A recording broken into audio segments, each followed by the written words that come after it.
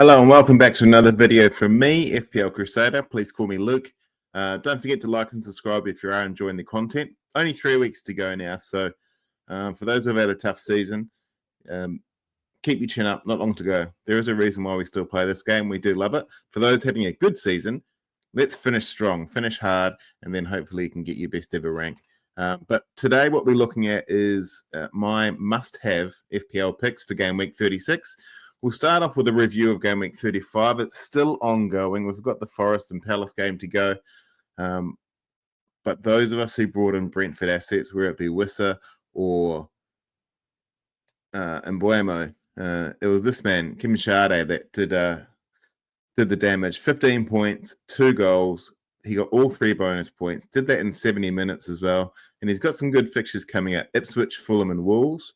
That Fulham game could be very interesting. That could be the tipping point between whether these two teams get into Europe. So Brighton faltered a little bit against Newcastle. Newcastle should have won that, but Brighton could have propelled themselves ahead of both teams, but they didn't. So Brentford's sitting pretty now. Bournemouth are looking good as well. But as I said, come that Fulham game, it could be a deciding factor. You would expect them to win next week as well. They've got Ipswich, and then they finish on Wolves. If that's a game where Brentford need that to make Europe, you'd have to back them as well. Given on their current form, they're playing really well. Unfortunately, as a West London club like myself, I support Fulham. So hopefully, we can get more West London clubs in Europe, which should be good. So Kevin Shade, congratulations. And the next one is Alejandro Garnacho. He is a much maligned player for Manchester United, especially with their fans. They expect him to be the CR7 rebranded, but he's still only young. He did pretty good, though. 1 goal, 1 assist, 12 points. He got all 3 bonus. With West Ham, Chelsea, and Villa to come, the last 2 games will be difficult. The issue with United is the fact that their defense can't handle pretty much any attack in this league at the moment. Get to them through the middle, and then you have a lot of luck. So hopefully Amarim should sort that for them in the off-season. Who knows? Otherwise, it could be another season of mediocrity for United. They're doing pretty good in Europe. Got to give plaudits where they're due. But that being said, if you said to a United fan Brentford's going to score a few goals on you, then you'd be pretty upset, I guess. But we're talking about individuals here. Alejandro Garnacho, hopefully for his sake, he's playing himself back into some form. Let's have a look at the non-penalty XGI for this game week, and it's a sorry state. It really shows that the game week 35 was an extreme mid-game week. Only one player so far got more than 1 non-penalty XGI, and that's Alcanusis, who got 1 assist. But everyone else, lucky to get 0.7. Now, to get XGI over 1 is pretty extreme. So we're not expecting everyone to get there, but to just have the 1 and a handful of people over 0.5 is very interesting. Evan Nielsen did, Rodgers, Odegaard, and Rice. Rice obviously getting the goal, and Odegaard got an assist as well. That's what propelled them up there. But realistically, it's a bit of an average week for everyone across the board in terms of their XGI. A few players that you probably never heard of there. That's because the relegated teams are playing each other. So naturally, they're going to excel against a poorer team. De Bruyne and Doku there again. Interesting to see Doku back. He was a bit of a darling last year and this year at certain stages in the FPL season. But we'll see if that continues towards the end. The fact that City have an easier game next week, or this week coming, I should say, could be signs for mass rotation from Pep. We just don't know. But in terms of non-penalty XGI, Alcanusis, Rice, Odegaard, Rodgers, and Evan Nielsen did really well. Mellon, one of the players right down the bottom, he almost got a goal. He hit the crossbar and it bounced out. I was watching that as a Fulham fan thinking maybe because they're having a bit of unluck in terms of getting that second goal, we can come back. But Aston Villa showed their class in the day, and Mellon really should have got 1, maybe 2 goals when he came on. I've got him on my FPL team, and it's not really the smartest thing I've ever done because he doesn't convert all the time, but he looks really good on the pitch. He's a really good player, and I think he's got that impact sub position locked down. He would want to make his way into the first team, but we'll see how we go. So let's talk about the game week 36. my must-haves. I've picked out 4 people. There's another couple coming towards the end of the pod, but I've got Ollie Watkins away to Bournemouth. He was unlucky to not convert a couple of chances. With Rashford being out for the end of the season, Ollie Watkins is their number 1 striker again. It's fluctuated a few times for Ollie this season in terms of Marcus Rashford and also John Duran, but confident he's got it to the end of the season. Potentially a double game week if my memory serves me correct. Kevin De Bruyne away to Southampton. He's playing himself into form. He looks much better. He's taking a lot of chances away from Marmoush. With Haaland coming back, him and Haaland have an amazing partnership. Haaland was on the bench last week. He's expected to start this week against Southampton to get his legs back. Expect that to impact not only Marmoush, but also the rest of the team. Haaland and De Bruyne will finish the season strong. They'll end up winning the FA Cup, and they'll carry that because De Bruyne won't be here next year, so they may as well continue their newfound partnership over the last couple of years and make it really good. Wissa away to Ipswich. He's played really well over the last few game weeks. He's becoming not essential, but geez, you really want him in your team. They've got a good run of fixtures coming up, and he's in bang good form, as is Jarrod Bowen. He scored this week, and he's looking like every time he touches the ball, he could get another goal. He got the goal against Spurs, but the only issue for West Ham is they don't produce a lot of chances. That being said, Aaron Wan-Bissaka is probably their main attacking outlet at the moment.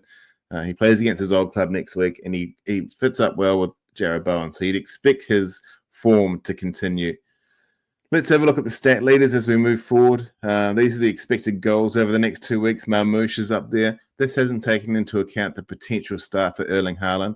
Bowen's right up there as well, as is Salah. Salah really wants to get that record for most goal involvements for the year. He looks, I don't want to say distraught, but he looks frustrated, more frustrated than I've seen him before when he gave an assist to, I can't remember the Liverpool player, but they fluffed their lines essentially. He missed the goal. He looked genuinely frustrated, which you don't see from Salah. He's a pretty cool, calm character, but he generally wants that record, and he wants to keep scoring goals and assists. So expect him to excel towards the end of the season. I don't necessarily think Liverpool are going to win every game. Frankly, they don't have to. They're already champions, but I expect him to step up. Palmer, expect to get 10 points over the next 2. He got a very late goal. First one in 14 game weeks. Will that push him into back into form? He's a confidence player by the looks of it. Coach said so. His confidence is now up because he's scored. They don't have easy fixtures moving forward. That's the only thing. Their last 3 are pretty tough. That being said, Palmer has proven he can score against anyone. They're away to Newcastle next week. Newcastle need the win. Chelsea need the win. It's a Champions League playoff, essentially, for next season. So we'll see who goes there. Wissa, his expected points is higher than Mbeumo now, so that's very interesting. Watkins and Isaac are both up there. 2 strikers you probably want in your team, but whether or not you can get them. Vardiol off his clean sheet last week and his bonus points. And he's been pushed out wide, which is preferred position. That way he can get up and have an impact on the game. And the forgotten man of FPL, Mohamed Kudus, I think he is a spectacular talent, but he just needs to be in a better team. I could really see him being in a European quality team next year. So expect West Ham to have a lot of attention for him and potentially Bowen as well. Let's have a quick look at the fixtures for game week 36. Arsenal-Liverpool, top of the table clash. Doesn't have as much meaning as it should. And Arsenal bottled that again. But I'd probably expect Arsenal to do pretty well at Anfield. I'm not necessarily sure they're going to score multiple goals, but they will definitely be looking to restrict Liverpool scoring goals. Villa and Bournemouth play each other. Brentford are away to Ipswich. That's a plum fixture. Chelsea away to Newcastle will be tough. Brighton and Wolves is a bit of a dead rubber. Palace and Spurs. So if you still got Palace assets, they should score well. Fulham are at home to Everton. We need to win that. Ipswich, we're talking about Brentford there. Leicester and Nottingham Forest as well. So there's a lot of good fixtures. Manchester City away to Southampton. Forest at home to Leicester, as I said. So it should be quite varied in terms of captaincy options this week. There's a lot of good fixtures, purely because the 3 relegated teams aren't playing each other anymore. Let's move forward to some of my picks. First one is Kevin De Bruyne. I think it's his last 3 games for City, 4 if you include the final. He would want to finish extremely strong. Away to Southampton, only 7% owned. He's 9.4 million. He's got 3 goals and assists in the last 4. He's looking like he's back to his best. You see from the heat map there, it's relatively the same. The only difference is he's missed a few more games this season. So the red parts aren't as dark because he's not as many. He hasn't been there as much, but he's pretty much all over the pitch as usual. Least of all in the very, very middle. So it's very interesting. He's playing like a left, almost in the front too. He was playing in a false 9 on the weekend, so I fully expect him to continue that. Let's not forget, if Erling Haaland has been away for 6 weeks and he comes back against Southampton, he might not play a full game. He might only get 45 minutes. Whether or not that is with De Bruyne, we don't know, but I expect De Bruyne to start the next few games purely based on what they need out of him for the rest of the season. In theory, they could finish second still. Arsenal are bottling everything they do. They're master brewers because they bottle every single time they're out in the pitch. For me, De Bruyne is almost, I'm not going to say a must-have, but I wouldn't mind trading in Mo Salah. And if I thought De Bruyne would be playing every game, I might really go with him. It's a bit of a gamble, but he's playing that well. Ollie Watkins, potential double game week coming up. He's away to Bournemouth this week, 19% owned, so he's getting up there. He's 8.9 million. He's getting up there as well. 3 goals and assists in his last 4. We can see purely from the heat maps, he's all over the shop this week. Last season, it was more so on the left. This week, I meant this season. Last season, he's on the left, but this season, he's on the right and in the middle as well. And he's pretty much a 100% player in terms of the entire pitch by the looks of it. Or at least in the top half. And as I said to you before, he's got no real competition for his position, especially as a starter. He will get hooked now and then. Daniel Mellon comes off the bench pretty well, I think. And sometimes they bring Asensio on if he doesn't start. But I think Ollie Watkins is a viable option. I would probably bring him in if I had the money. But a lot of these players I'm talking about this week are relatively expensive, so you can't bring them all in. Decisions need to be made. He's probably got the most difficult fixture of all the people we are presenting here. Jared Bowen away to Manchester United. 11% of people have him in their team. He's 7.7 million, 5 goals and assists in the last 5. Look at that red heat map for 24-25. He's absolutely fanging it down the right-hand side. Once again, because he's played more games this season due to injuries last season, but more so in the box as well. He is purely playing down the right and in the middle. He's basically like a right-hand forward. He's not a winger. He's right in the middle there. So he's getting all their goals and assists. He will be their main focal point. The only issue is, can they get the ball to him? Can they give him the chances? If they can, expect good things from Jared Bowen. 11%, that should really be around 25-30. He's gone back to the form that we had of Jared Bowen 2 or 3 years ago. And I think West Ham and Potter need to basically rely on him for the rest of the season. They don't really have anything to play for. I think they're 17th, 16th, whatever it is. So the season's tanked, but they should finish on a high purely for the fans. The best choice for this week for me will be Wissa. He's got 17 goals, 5 assists at 18.2 XGI. They got Ipswich this week. This is one to attack. And then they got Fulham and Wolves, as I said to you earlier when talking about Kevin. But Wissa looks really good this week. We can see from his heat match from the last 2 seasons, he's really focused up on his attacking prowess. Still tracks back a little bit, but he is way more in the box, way more up front forward. Ipswich will struggle to handle that, and I think he should do pretty well.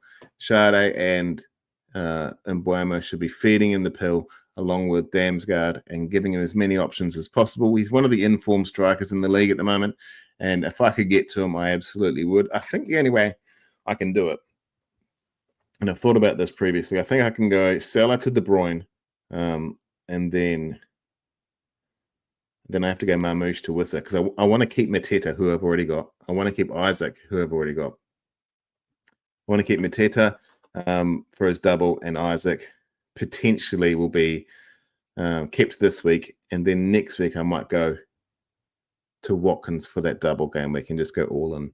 that'll be really good. But for this week, I think Wissa could be the one I bring in. I brought in Buemo last week. It makes sense to have the double. I'm not going to bring in Sade because I don't think I realistically need him as well. But Wissa will be my premium choice for this week unless someone gets injured. However, the upside pick for those who have the money or have the cojones to get rid of Salah to free up that coin would be Erling Haaland. I can see him starting this week. He is still 22% owned.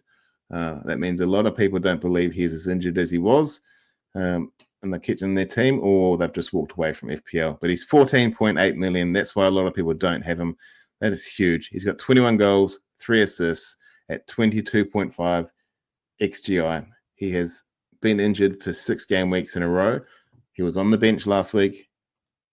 He probably will start against Southampton. It's the perfect game to give him a run towards the last 3 or 4 games in the season, and I fully expect him to score maybe 1 or 2 goals. I think he would hit the ground running. There's no reason Pep would want to bring him back. A confidence man as he is. We've seen his confidence at the start of the season skyrocket, and then he really tanked in terms of his conversion rates. So if Pep brings him back now towards the end of the season, when they've got cups to win, when they've got Champions Leagues to qualify for, he will absolutely want that confidence to be sky high, and they'll be directing all the traffic towards him. If you can get to him, he's a sneaky pick this week, and he can look very good towards the end of the season. So that's my upside pick for Game Week 36, Erling Haaland. Is your team locked for Game Week 36? Let me know in the comments who you're looking to bring in, and also who your captain is. It's a different deadline this week. There's no early game. So in Australia, it's 10:30 p.m. on a Saturday night, and in the UK, it's 9 hours before. It's 1:30 p.m. On Saturday afternoon. So keep that in mind. There's no early game this week, and there's no game on Friday either. Thank you very much for tuning in. My name's Luke, FPL Crusader. If you've got any questions or comments, feel free to leave them, and I'll answer them on social media as soon as I can get back to. Hopefully, I've been doing that. And thank you to those who have been reaching out via DMs. Hope your teams looked really good over game week, the last few game weeks. I hope all your arrows are green and your differential score hat tricks. My name's Luke, FPL Crusader. Thank you very much.